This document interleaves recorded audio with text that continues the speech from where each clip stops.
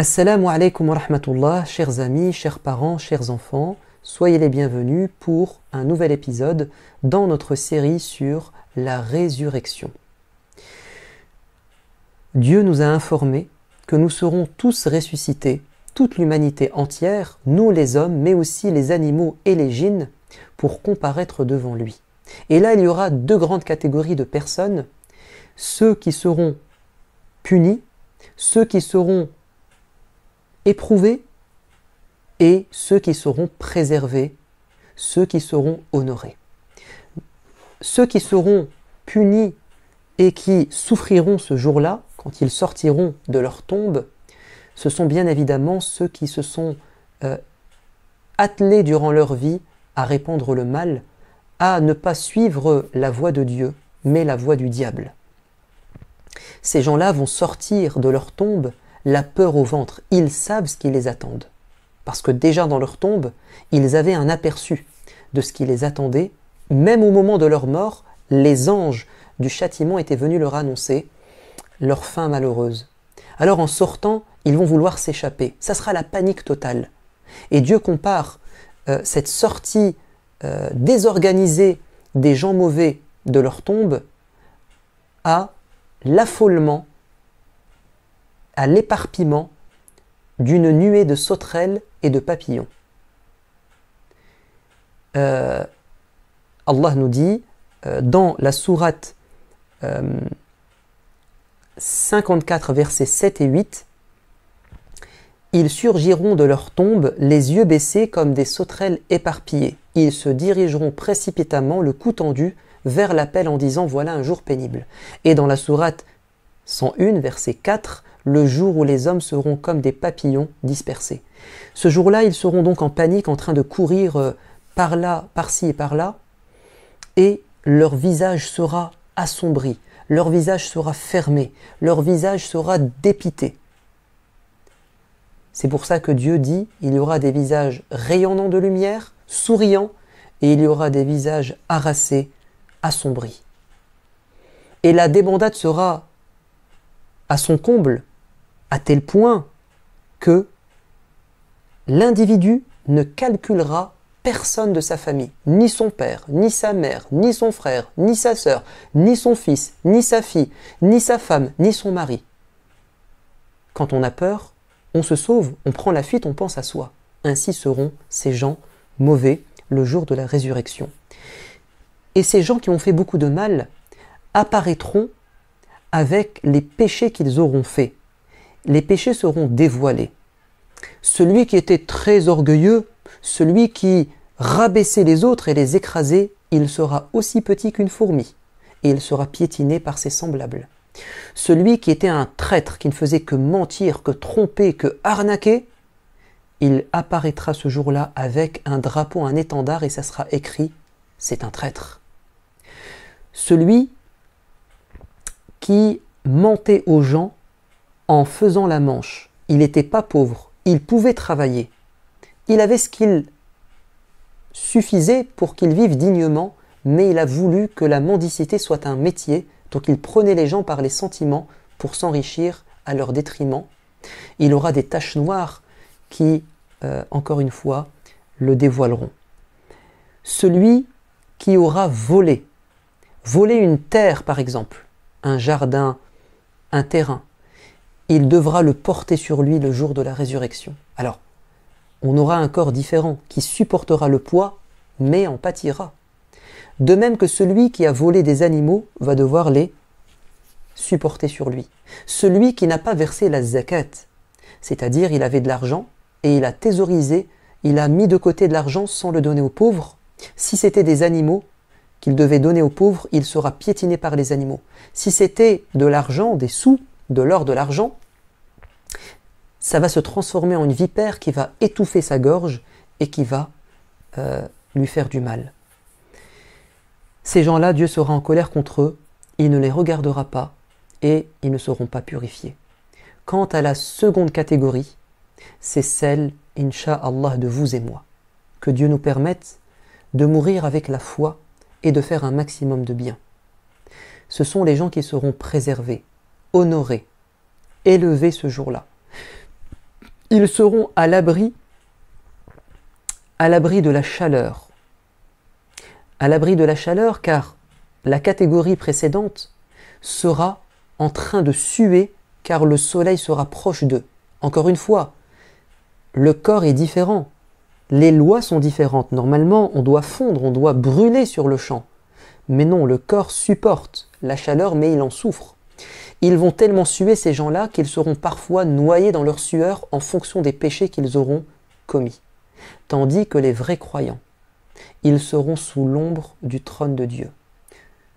Je vous en dirai un peu plus après. Une catégorie sera honorée en étant assis sur des chairs de lumière, des estrades, des fauteuils brillants, lumineux. Qui sont-ils? Ce sont, nous dit le prophète alayhi salatu wassalam, ceux qui étaient justes. Ils seront auprès de Dieu sur des estrades de lumière. Ce sont ceux qui se montrent justes dans leur jugement avec leur famille et avec ceux qui sont sous leur commandement. C'est-à-dire, tu as des gens sous ta responsabilité, des enfants, d'autres personnes, tu es un professeur, tu as des élèves, tu es un patron, tu as des salariés, des ouvriers, tu es un homme politique, tu as une communauté, un peuple sous ta direction. Donc, et tu es juste, tu n'es pas injuste envers eux. Tu es juste dans tes jugements. Tu seras récompensé ce jour-là en étant sous la lumière et à l'ombre de la chaleur. Allah nous dit au sujet de ces gens dans la sourate 21, versets 101 et à 103, « Ceux qui auront auparavant bénéficié de notre faveur sur terre seront bien à l'abri d'un terrible sort, donc le jour de la résurrection. » Un peu plus loin, « La grande terreur ne les affligera point, et les anges les accueilleront par ces mots. Voici le jour qui vous a été promis. » Donc ils seront à l'abri de la grande panique. Ils seront à l'abri de la peur, à l'abri de la chaleur. Cette catégorie de personnes seront sous l'ombre du trône de Dieu. Le jour, il n'y aura d'ombre que la sienne. On va citer ces 7 catégories de personnes et Inch'Allah, vous en ferez partie. En tout cas, tentez de faire partie au moins de l'une de ces catégories, si ce n'est plus. Le prophète nous dit « Un chef juste et équitable ». Et on en a parlé juste avant. Donc tu deviens un chef, tu as un pouvoir, une autorité, une responsabilité et tu essaies de bien faire ton travail. Deuxième catégorie. Un jeune homme qui a grandi dans l'adoration de Dieu. Tu es jeune dans une société où il y a des tentations, où on t'appelle à désobéir à Dieu, à laisser cours à tes passions, à tes désirs, à faire le mal. Et toi, alors que tu es jeune, tu as du temps, tu as envie de te faire plaisir, tu te retiens, tu adores ton Seigneur. Ce jour-là, tu seras récompensé parce que tu as fait un effort extraordinaire. Et vous savez, le prophète a dit, viendra un jour où s'accrocher à sa religion, c'est comme tenir une braise, ça va être dur. Donc on méritera cette récompense si malgré la difficulté, nous tenons bon. Troisième catégorie, un jeune homme qui a subi les avances d'une femme qui est belle et que tout le monde apprécie, qui est réputée, et il a dit « Non, je crains Dieu ». C'est-à-dire, tu as refusé de sortir avec une fille, et si tu es une fille, tu as refusé de sortir avec un garçon, de faire des bêtises avec, parce que tu as peur de Dieu. À l'image de Youssouf alayhi salam, qui s'est protégé et qui a été aussi un chef juste. Quatrième catégorie, deux personnes qui se sont aimés en Dieu et ils se sont réunis en Dieu et ils se sont séparés en Dieu. Ça veut dire quoi?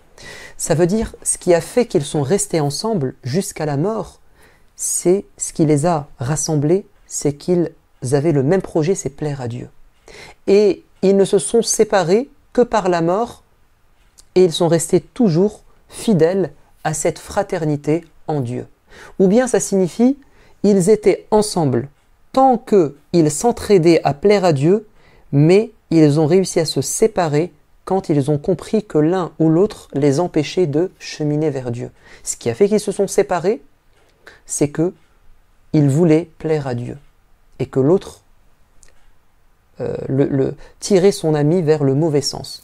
Donc tu restes avec tes amis parce que tu veux les guider, parce qu'ils ne te détournent pas. Mais dès que tu sens que tes amis vont avoir une influence négative, tu te sépares de tes amis. C'est pas facile, parce que c'est un choix compliqué. Mais si tu le fais, tu auras cette récompense. Également, écoutez bien, un homme dont le cœur est attaché aux mosquées, ou une femme d'ailleurs, c'est-à-dire tu aimes la maison de Dieu, tu aimes partir le samedi ou le dimanche, apprendre ta religion, tu aimes nettoyer la mosquée, tu aimes donner de ton argent pour aider la mosquée, tu aimes venir prier à la mosquée, ton cœur est attaché à la mosquée. Tu auras cette récompense, Inch'Allah. Autre chose, un homme ou une femme qui, dans le secret absolu, dans la discrétion la plus totale, il a fait une sadaqa, une aumône, il a donné quelque chose aux pauvres sans que personne ne le sache. Ça, c'est quelque chose d'extraordinaire. Parce que ça signifie que tu veux plaire à Dieu et que tu ne cherches pas à te montrer. Et puis enfin, un homme qui, ou une femme, seul, a parlé à Dieu, a invoqué Dieu et il a pleuré. Il n'a pas pleuré pour plaire aux gens, par cinéma, par contagion, parce que d'autres ont pleuré. Seul, sincèrement, il a parlé à Dieu et il a pleuré, parce qu'il a fait un péché, parce qu'il aime Dieu. Celui qui a versé ses larmes, il aura cette récompense. Sommes-nous capables de faire partie de ces gens-là? Oui, nous sommes capables. Oui, vous êtes capables. La preuve, c'est que vous êtes en train de visionner cette vidéo. Ça signifie que Dieu vous aime et que Dieu voulait que vous entendiez cette parole du prophète et que donc il y a du bien en vous et vous en êtes capable. Nous avons donc terminé ce premier thème sur l'attente, enfin la sortie des tombes et comment seront les gens en sortant des tombes. Et nous verrons la prochaine fois comment cette attente avant le jugement va se terminer, cette longue attente. Qui va intervenir pour faire démarrer le jugement dernier? Avant de vous quitter, nous devons absolument profiter d'un trésor, un trésor du Coran, un verset du Coran que Dieu nous a offert. Alors, de quoi s'agit-il? Voyons voir. C'est le verset 1 et 2 de la sourate 23, la sourate Les Croyants. Écoutez bien. Qad aflaha al-mu'minun. Les croyants ont gagné. Qui sont-ils? Ceux qui, dans leurs prières, sont concentrés. Ceux qui craignent Dieu dans leurs prières et qui s'écartent des futilités. Ce sont 3 magnifiques versets. Ou 2 magnifiques versets. Plutôt 3. Allah nous dit que le croyant qui remportera la victoire, c'est-à-dire qui réussira sur terre et dans l'au-delà, c'est celui d'abord qui fera tout pour faire ses prières à l'heure et se concentrer dans la prière et qui, sûrement grâce à la prière, s'écartera de tout ce qui est mauvais et voire même ce qui est peut-être bon mais pas intéressant. Regarder la télé, c'est bon, mais parfois c'est pas intéressant. Regarder un dessin animé, ça peut être bon, mais parfois c'est pas intéressant, il y a plus important à faire. Donc, il faut faire des bons choix, agir par priorité, s'écarter de ce qui ne nous rapporte rien ici-bas et dans l'au-delà. Ainsi, nous serons parmi les gagnants. Je vous dis à bientôt. Wassalamu alaikum wa rahmatullah.